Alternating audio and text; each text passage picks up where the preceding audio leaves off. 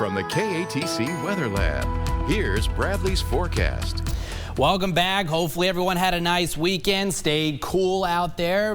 We got up to 110 in Lafayette today. That was the hottest temperature ever recorded in the hub city. But now the silver lining, temperatures look to be limited to the 90s for the better part of that 10-day forecast. And honestly, the calendar is starting to work in our favor. So really these more extreme temperatures can't sustain themselves for much longer. So big picture here. Of course, we do have Tropical Storm Acadiana in the Yucatan Channel. That's going to be heading for Florida this week.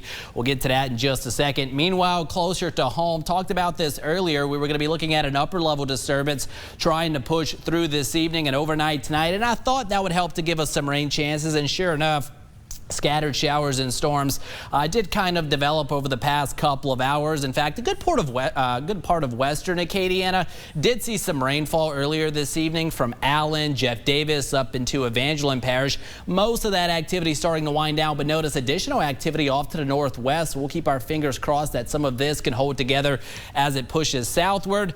There were some heavier storms in St. Landry Parish from Opelousas, Port Barre over towards Lawtell. Most of that has weakened and has pushed south of you, but still some light to moderate showers ongoing from Sunset over towards Arnaville. Karen Crow, you're starting to get in on some of this activity, and again, some of this starting to push into Lafayette Parish, so hopefully it holds together and makes it to Lafayette and some of our southern parishes, but unfortunately not a guarantee. And again, additional some light showers continue for portions of Acadia Parish, Iota over towards Church Point, although again, most of this starting to push southward towards rain and the Deuce area. So not everyone necessarily seeing the rainfall, but again, at least some of you getting in on the much needed activity for sure.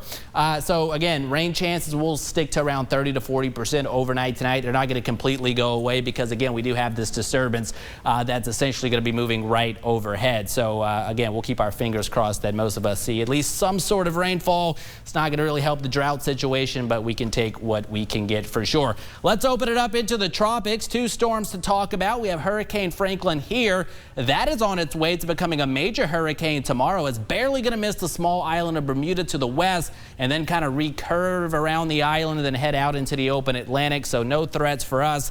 Meanwhile, a little bit closer to home, again, we do have Tropical Storm Acadiana started to get a little bit better organized today with convection bursting out near the center of circulation. And unfortunately, it's kind of stayed over the waters here of the Yucatan Channel. So it looks like it's going to be a little bit stronger than initially anticipated. But it's pretty much going to stay down here at least through tonight before starting its northeasterly track across the eastern Gulf of Mexico tomorrow. Here's the latest advisory. Again, winds are up. Last advisory, 45 miles per hour, now at 60 miles per hour. And again, it's probably going to become a hurricane as early as tomorrow morning, a Cat 1, and eventually again heading across the eastern Gulf.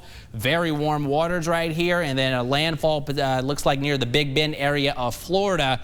Hurricane Center has a Cat 2, but again, we always say prepare for a category higher. So this will have major category potential, unfortunately, but obviously it's going to stay well east of Acadiana, so not a threat for us. But we could see some slightly breezier winds on Wednesday, and with drier air filtering in, that is only going to increase the fire danger, so we'll have to be on the lookout for that. Here we go with the graph model. Not really handling the situation well tonight. I still think we'll see a few lingering showers through the overnight period, and then tomorrow we're going to be watching this frontal boundary pretty much draped across the area. That'll increase our rain chances a little bit. However, don't get your hopes too terribly high, because I think best rain chances are going to be more so towards southeastern Louisiana and then into Mississippi, but still somewhat unsettled out there with scattered showers and storms kind of lurking around. So we're going to say 50 to 60% on the rain chances, but again, that's a soft 50 to 60%. Not everyone is going to get wet, and the graph model kind of illustrating that here, not showing a whole lot of rainfall accumulations over the next couple of days, unfortunately.